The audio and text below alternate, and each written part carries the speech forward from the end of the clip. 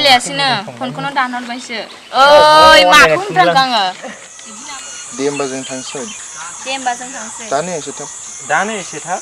नेक्स्टआव मोजाङै नाजाफिनदो नेरसोन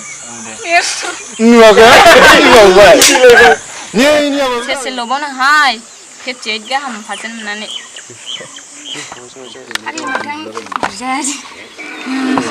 फैलाय सोदोम जाथाराखै रोंला माथो रोंगौ फार्स्ट डिभिजन होननाय लोगो लोगो गारि थाव सोनानै गैला आंनाव नों लोंहोनो आंनाव 200 थाखा दंना बेजों जागोन